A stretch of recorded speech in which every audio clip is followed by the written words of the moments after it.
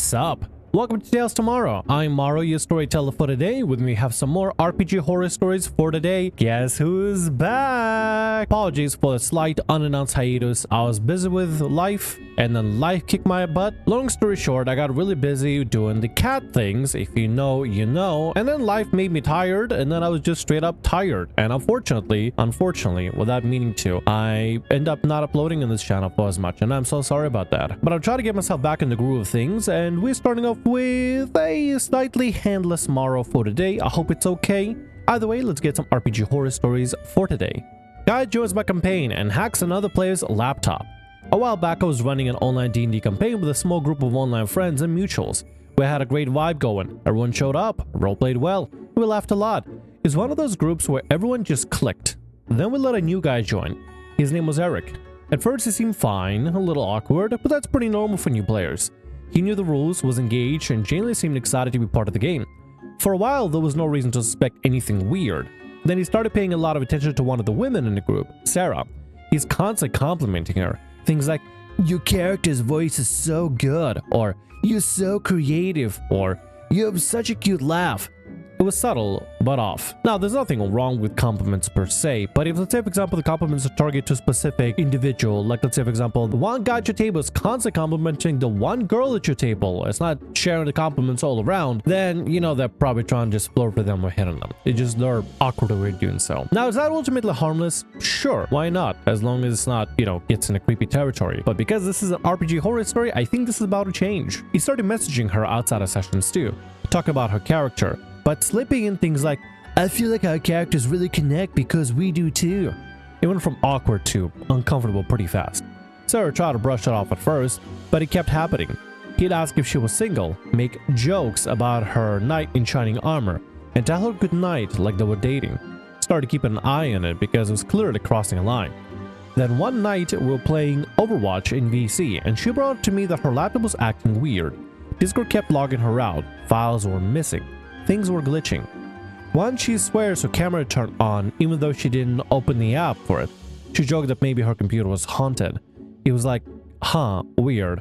Try hard restarting it or something. I'm not much of a tech guy.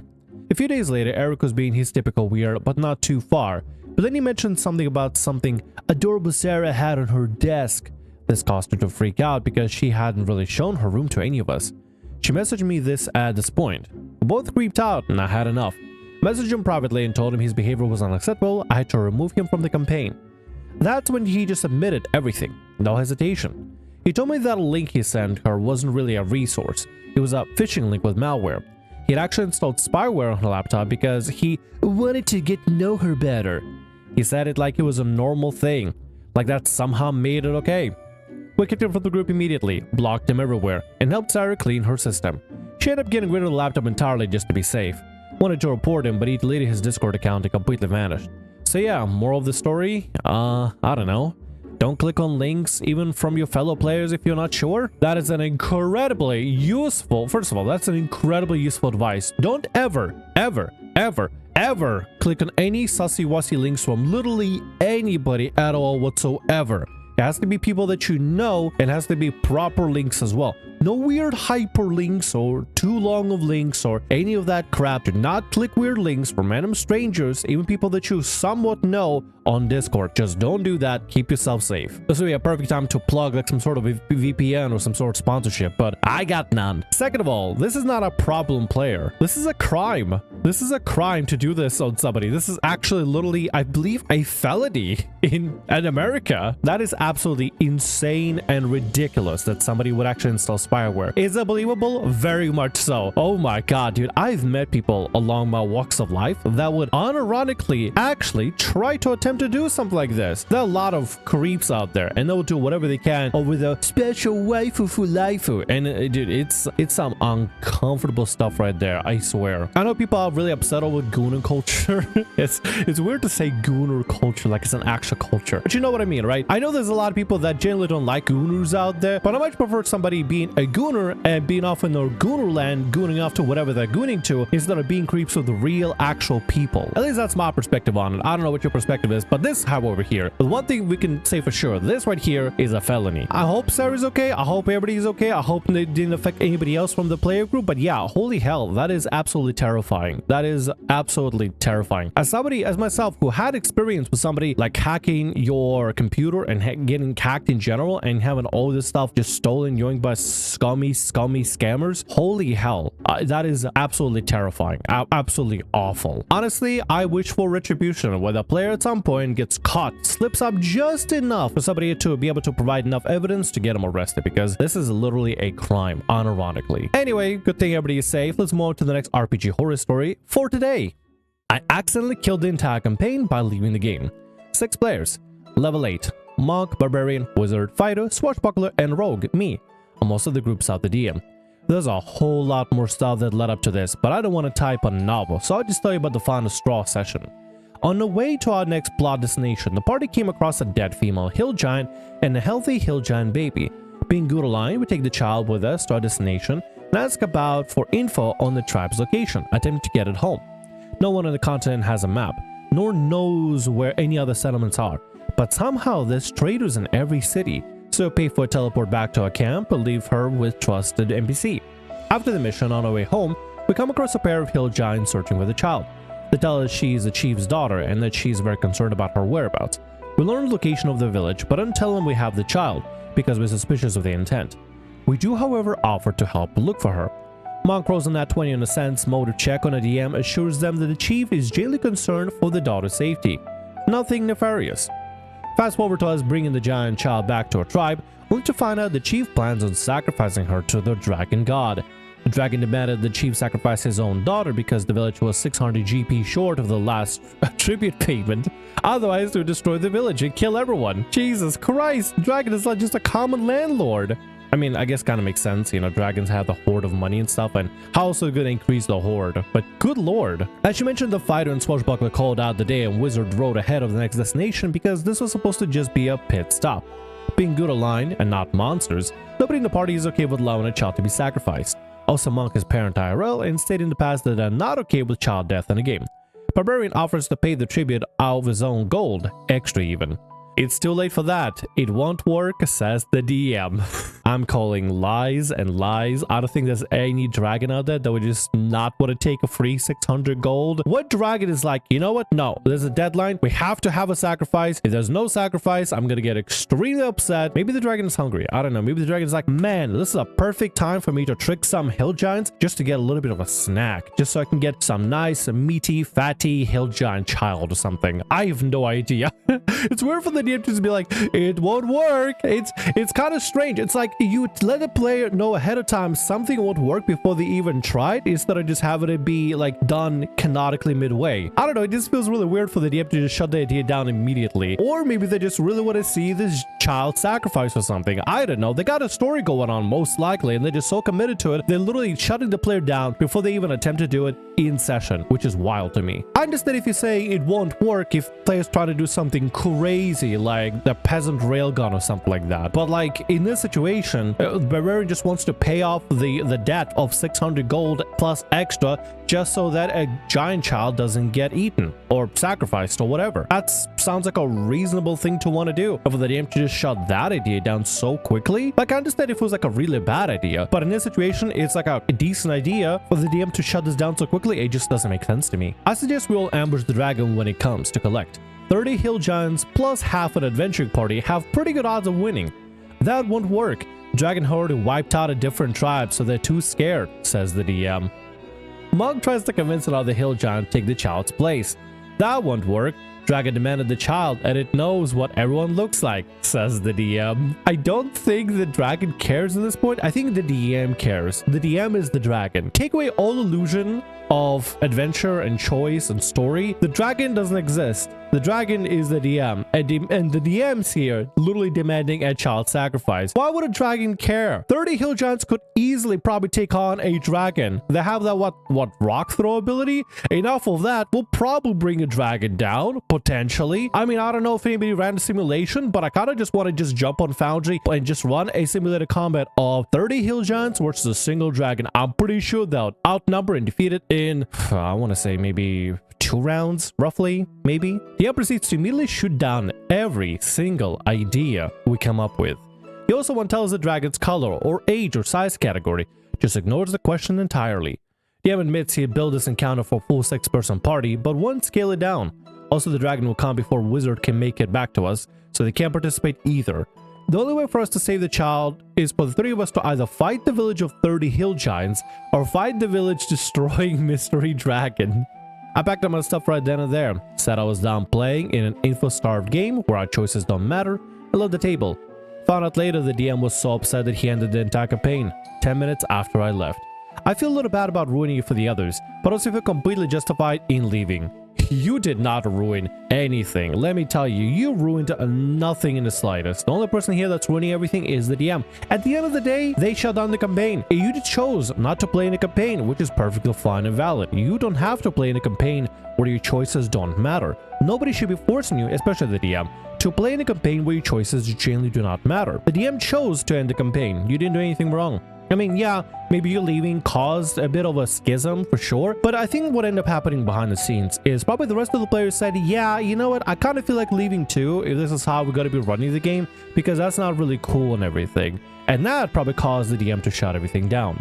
And listen, you didn't do anything wrong in this situation. You saw what the DM was selling you, and he was selling you, honestly, a crock of to be honest. And you chose not to play in this crock. You chose to avoid this entirely because you are starved for information. You're kind of in an impasse where nothing can happen. The DM planned this amazing, epic Elden Ring style boss fight where it's fighting against 6 players, even though you're gonna have 1 missing. So you're gonna have to fight with player down anyway because Wizard is gone. Because apparently they can't just magically teleport the Wizard to the combat or something. It's weird. I don't know why this DM really wants to do that. But also apparently 30 hill giants can't take on a dragon. I unironically want to run this in Foundry for myself to see how long it would take for 30 hill giants to take down a dragon. Adult dragon, ancient dragon, doesn't matter. Dude, regardless of that, that's 30 hill giants. That's an army. That's an army that could literally crumble a continent if they're really so chose to do so. That's a lot of hill giants that are literally banding together to do some crazy damage to whatever they want to do. They could take over a town. They could take over the country. They could take over the world. If I had 30 hill giants, I would be ruler of Succulendia by now. Anyway, you didn't do anything wrong in this situation. You chose not to play in DM's game, and the DM chose to shut the game down because probably they didn't like the fact that the rest of the players wanted to quit too. Anyway, let's move on to the next story for today. Split of our gaming server. This was something that happened during the pandemic, and it's something I think back on because it had a huge impact on my mental health and some of the friendships I made. A while back, before the virus kept us locked in, I was part of a decently sized gaming group that did Twitch streams at our TTRPG games. We weren't popular at all. The most viewers we had were like 4 or 5, and I think 3 of them were some of us in the stream chat in case someone asked a question. Despite our lack of audience, we had fun streaming. It felt less like trying to be popular and more like we were just showcasing what we just do. But of course, all good things had to come to an end. I just wished it wasn't like this. The 2 important people will be Freddy, the server GM, and Jason, the Lord Expert. Now, right off the bat, I don't want to say the 2 were rivals or hated each other. In fact, from the outside looking in, where I joined my server, I thought they were pretty good friends. The only time I really saw the 2 butt heads was when we played World of Darkness. See, Jason was a lore nerd, by which I mean he knew the in-universe dealings pretty well. He was the kind of guy you would ask whether or not the Garu werewolves and Kindred vampires had ever put aside the grievance to stop something this large of a threat. Freddy, well, he liked making things that seemed cool and in the moment. For instance, in the Werewolf the Apocalypse game I joined, 2 of the characters were already in a relationship, a mage and a metis. He decided to have their child, a werewolf mage, meet them in the present from a time vortex. So a quick lore explanation. A metis in Werewolf and Apocalypse is the child of 2 werewolves and as such are subject to birth defects. Some have horns or deformations, but almost all are sterile. Metis being born is one of the biggest taboos in werewolf culture. That aside, this would lead to an argument from Jason saying that it wasn't really possible in either way for a werewolf to become a mage naturally or for a mage to be a werewolf without some blasphemous ritual, or that Amethyst couldn't bear children at all. Led to an argument between him and Freddy about whether or not this could happen. And we were right in the middle. And don't forget, this was also a streamed game. Freddy and Jason argued over certain things, and hearing Freddy say that we were gonna end the stream last night early just felt, I don't know, it felt off. There would also be some times where Jason was well within his right to be upset, but would take it up more violently than anyone who would have liked, and sometimes for good reason despite the outburst. For example, Jason had the idea for everyone in the server to go play various personalities of Malkavian Girl, each one being split personas of her being, like Crazy Jane from Doom Patrol. Of course, this idea was thrown out when one person, I don't think it was Freddy, got the idea to play a nymphomatic personality. I think it started as a crass joke, but he kept going on about taking control and leading the Malkavian to sell herself. I don't remember who did this, but it didn't matter. Jason was reasonably upset. He said that he didn't want the character to be made to a sex fantasy and just canceled the game then and there. Yeah, these kind of arguments would come up once in a while, and sometimes frequently enough that I would dread coming to the games because, well, if another argument cropped up, I would wish I had the knowledge to fix these arguments when they arose.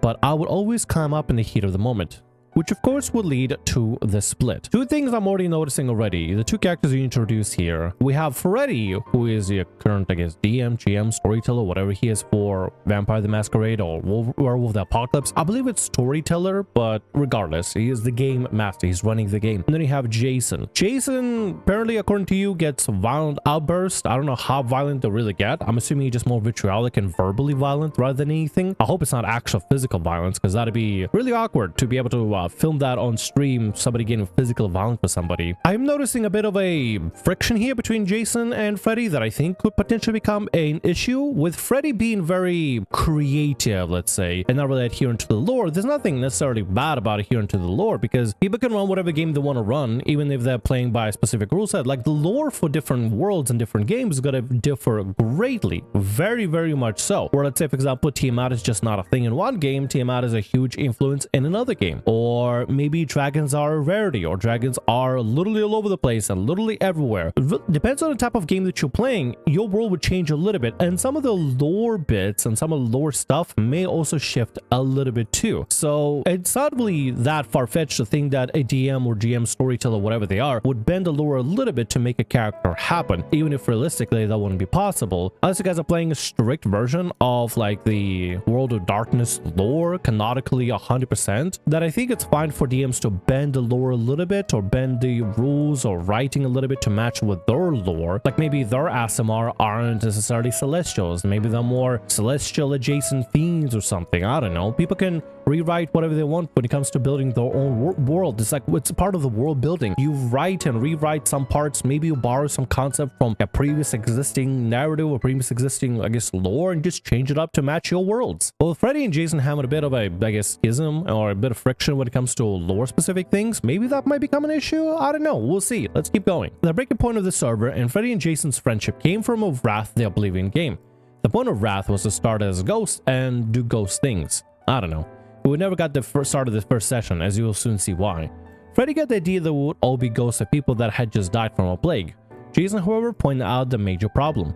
As mentioned earlier, we were in the middle of a pandemic, one that had a lot of people scared for themselves and their families' lives. Jason thought we were streaming a game where we were victim of a plague. It wouldn't really sit well with the small audience we had at the time. We had already dealing with a pandemic of our own. Freddy agreed and said work on something different with the campaign. Then the next day, Freddy pretty much said, screw it, we're doing the plague. That was the straw that broke Jason's back. Jason snapped at Freddy for going back on what was agreed on, for breaking his trust, and others in his server agreed. I got to the point where almost half the server just left. I stayed because I didn't know what to do. I was heartbroken seeing two people consider my friends just have what I thought was a mother of all falling out. It screwed me up mentally, and I had trouble thinking about anything else for a few weeks. I don't think Jason as a ringleader, but more of the vocal majority. And looking back, I know he was right. It was a massive overstep for Freddy to take, and I definitely agreed that it broke a lot of the group's trust. The fallout would die down eventually, but things weren't the same. Freddy would make a new server and invite some new people, including his all-the-time girlfriend. He would play some games again, but I think there was always a lingering feeling of dread that would happen again. A few months would pass by, and I would soon drop out of the server for work-related reasons, but sadly the story's not over. See, I still keep in touch with Jason, but that kind of quieted down after a bit. But I was still keeping in contact with Freddy even outside the game. At the time, I was doing some video editing gigs and offered to make some in-stream into videos of Freddy's stream at the time.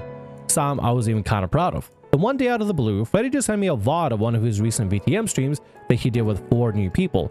He told me to cut one part out of the character introductions, but he didn't specify which one. That confused me, so I scrubbed through the VOD and there was an introduction where female player's female PC, both of which sadly important, was being embraced by her sire. I don't remember what was said, I think I may have blacked that out, but I remember the female player had a look on her eyes that screamed, "God smite me now." I cut the part out of the video, sent it back to him, and I started to think back on the other times back when he was a game master or a storyteller.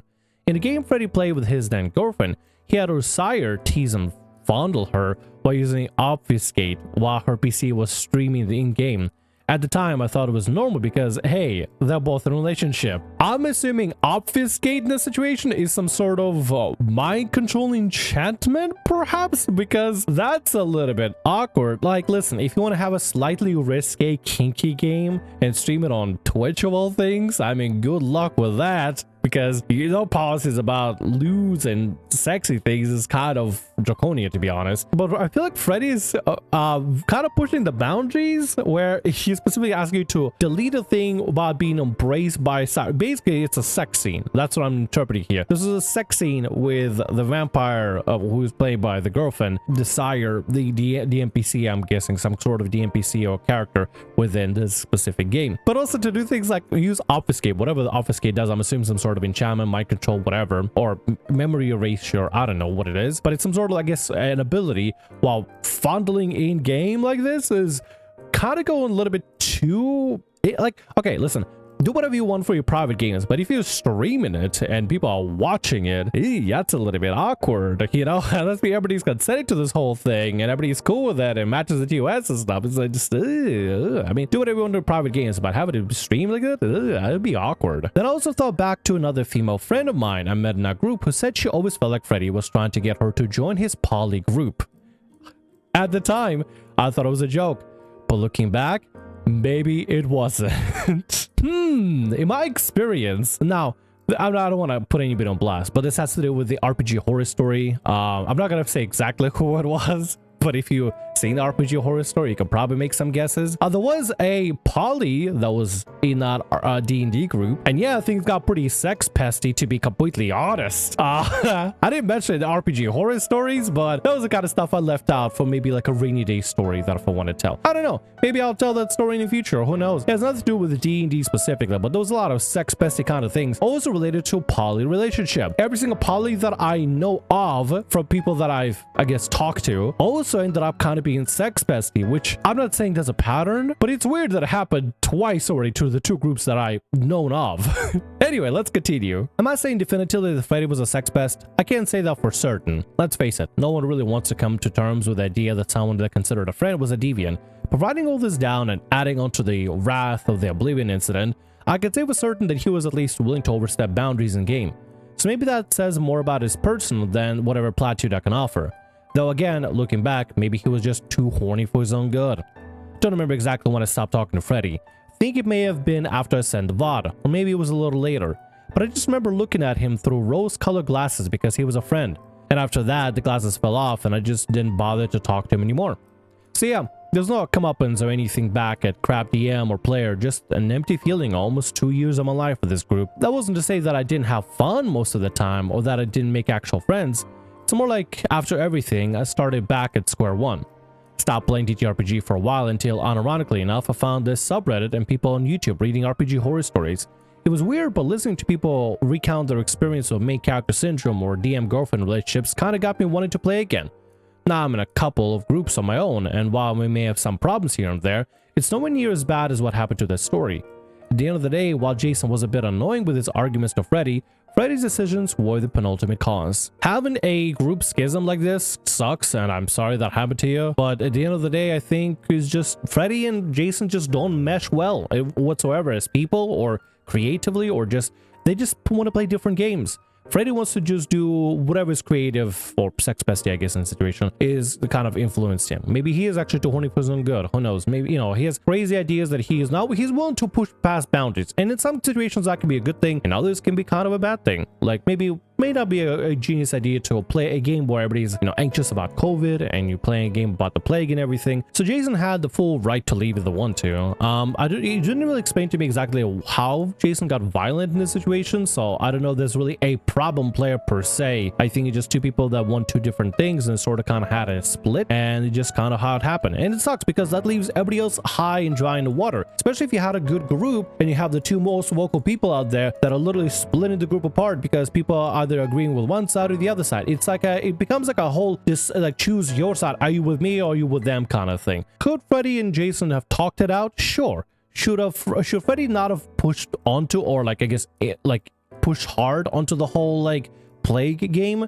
Probably, since it made the rest of the group uncomfortable. If you as a DM want to run a particular group, but the topic that you're running is going to make the rest of everybody feel uncomfortable and not really keen on playing or want to play it because maybe they just don't like the topic or the matter or the theme or whatever, then you probably should listen to your players. It might be a really good idea to listen up to the players instead of just being, screw it, we're just going to do things my way. Because there is a DM, GM, storyteller, whatever you may be out there, the arbiter of the game, you're not just playing with you and the players of the audience. The players are also involved here. You are a player. The rest of your friends are playing are also players. You need to make this decision together. If you can't have everybody agree together on one single thing, then you need to change course. They just need to course correct and do something different instead. Would it really be worth it trying to get this plague game going if it's gonna break your friends apart and people don't want to play in a specific like plague game? I don't think it's really going to be worth it. Let's say I decided I'm going to change my entire server, my entire D&D server to be Adventures of Morrow and Succulendia, and everybody's like, hey Morrow, but we just want to play our other game, and I'd say screw it, Succulendia it is. I'm pretty sure a lot of my friends would be like, well, that's not what I want to play, so I'm not going to play this. Screw you, Morrow, you jerk, you big fat jerk, you big fat jerk with a big fat jerk dumpy. No, people don't say that. I wish they would. I'm also sad that nobody compliments my dumpy. In this situation, however, I feel like Freddy is kind of the catalyst of the problem. Like, obviously, Jason and Freddy are involved in splitting the group up, unfortunately. But I feel like Freddy sort of is a little bit too hard-headed and too focused on getting their fantasies going, not just the kinky ones, to then focus on what everybody else in the group wants to do. And that is not good, in my opinion. And with that, that's going to be all our stories for today. I want to thank you very much for watching, and thanks so much for being here. If you like what I do, consider subscribing to the channel and leaving a like. Also, if the RPG Horror Stories ever goes down, or if you want to submit your own personalized horror story, email is down in the description below. I'll see you again in more Tales Tomorrow. Bye-bye.